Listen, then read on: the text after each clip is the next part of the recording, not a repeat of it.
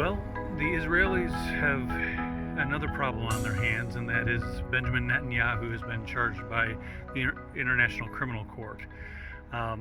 So in this video, we're going to talk a little bit about kind of what is the Christian response to that. What are we supposed to be doing about that? How are we supposed to think about that, I guess. I'm just leaving the hospital visiting a friend, jump in my car, and we'll talk about it together. It's cold and rainy out today. I don't like cold and rainy, but we have to take what we get, don't we? Get out of this parking lot. Gotta pay my $3 to get out of the parking lot here in the hospital, which I'm not quite sure how that works. Canada has free health care, and you got to pay $3 to get out of the parking lot, which isn't a big deal, I guess, but makes me wonder why most everything else is free health care, paid for by the taxpayer, but then you've got to pay $3 to get out of the parking lot. So this I don't quite understand. But let's talk for a minute about Israel. First, let's ask ourselves the question, kind of, what is the Christian's posture toward Israel? I kind of see two extremes here. The first extreme is the Christian that is constantly in love with Israel, and everything Israel does is wonderful, and Israel can do no wrong, and I just don't think we see that in the Bible. In the Bible, Israel did plenty of things wrong, and God had to judge them for it. Now, I'm not saying that Israel is wrong in this conflict. Israel had to defend itself and has to punish those that attacked them. Israel has every right to do that. But what I am seeing, though, in some Christian circles is this idea that because Israel is God's chosen nation, that because of that, they can't do anything wrong, and we need to just kind of jump up and down and be happy about everything they do, and that's just not biblical. The other extreme I see, of course, is Christians siding with Hamas and those terrorists, and just siding and saying that everything that Israel is doing is wrong. And this is kind of where the International Criminal Court thing comes in, because it seems to me that, first of all, where does the International Criminal Court get its authority? It gets its authority from countries giving it authority. Now, Israel didn't sign on to give it authority, neither did the United States. For a good discussion on this, go to Albert Mohler's podcast for today, and you'll hear him make a good case about why we shouldn't be beholden to the International Criminal Court. I think the simplest way to think about it is this: God put together different nations when he split up languages at Babel, so different languages, different peoples, different cultures. But he didn't give them a central ruling authority. And I think that's probably what the International Criminal Court, the UN, and so on is trying to be. To a certain extent, I think they're trying to be God, which is a bit of a problem. Let's jump away from our drive for a minute. If you're getting some value out of this video, if you would please hit like and subscribe, and let's get back to our drive. The International Criminal Court cannot take over God's role. God sets up kings, God takes them down. And so I think we need to be careful when we start ascribing too much power to international bodies and these things that are pushing toward kind of a one world government thing. The other thing we need to think about is the human cost of war. Now, every war there is human cost. There is civilian cost. When the Allies had to bomb Germany, there was a substantial human cost among the civilian population. Anytime there is war, there is human cost, not just cost as far as soldiers dying. Now, here's the problem. When you have an army that is not an official army of a country, is instead a terrorist group, and that terrorist group decides to hide among the population, hide its munitions among the population, and hide its people and warfare infrastructure, its command and control on hospitals and near schools and so on, in order to prosecute that war and in order to bring that terrorist group to justice. Unfortunately, there's always going to be human casualties. Now, the question then becomes, are human casualties always justified? And they're not. If human casualties can be at all avoided, then they should be.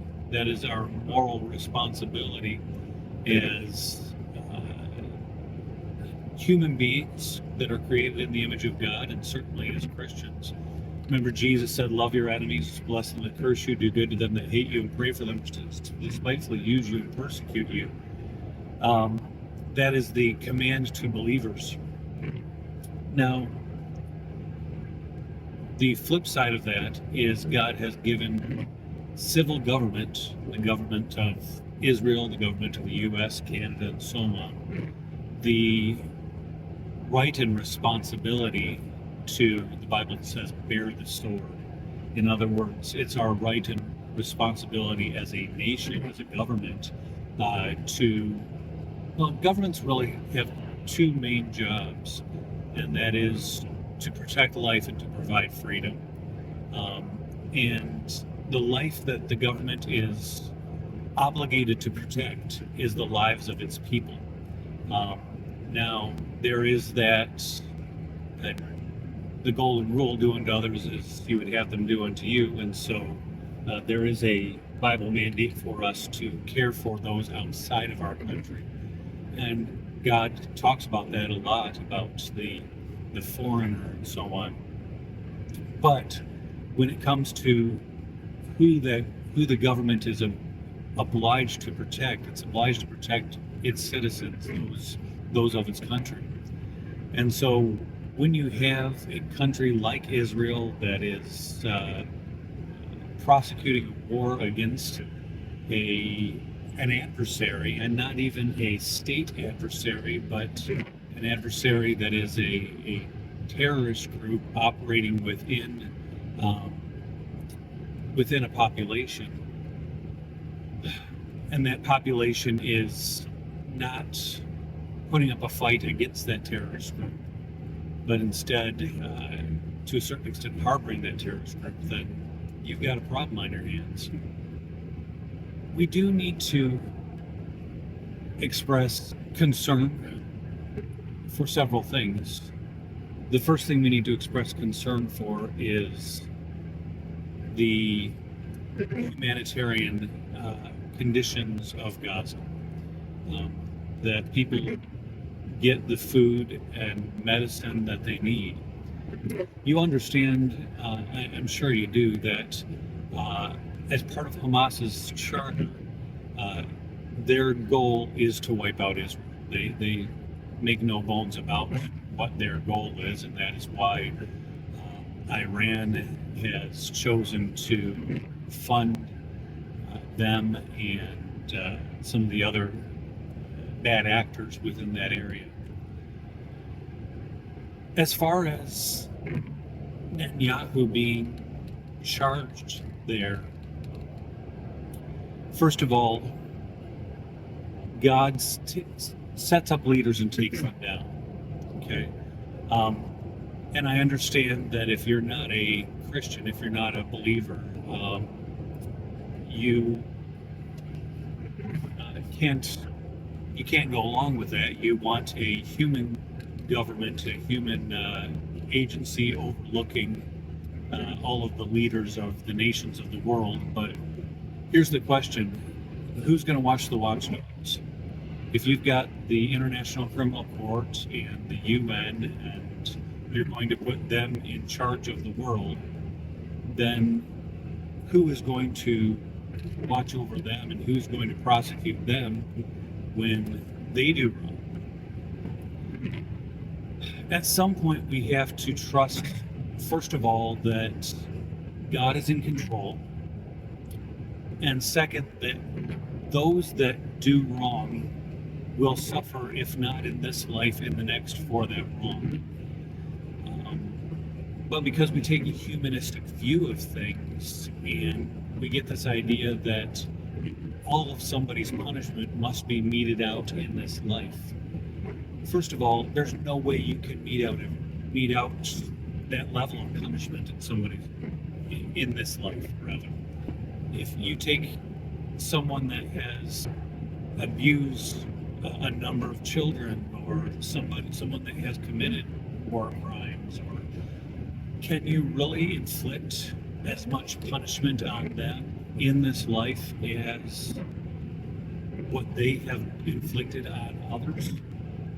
As the damage they have inflicted on others? You really can't. The only way you can see justice done is in an eternal sense. Either that justice being meted out on them in hell, or that justice being meted out as the wrath of God is poured out on Jesus at the cross. One of the two. Justice will be done, and I understand the human desire, the human urge to have that justice done and seen now. But I'm not convinced that a just punishment can really be meted out in this life. Well, the phone died, and so we're going to get this wrapped up here, despite the traffic out in front of the church building, I guess. Here's the point of the whole thing. God's in charge. God knows what's going on. God understands the cruelty sometimes of humanity against each other. But I don't think we need to put our trust in courts that are above the nations, because God is above the nations, and He's made that very clear in His Word. All right, well, if this video has made you mad or glad, or at least has made you think about a viewpoint that's different than yours, I'd ask you to subscribe and like the channel, and then comment. Let me know what you think, and we'll have a discussion in the comments. God bless you.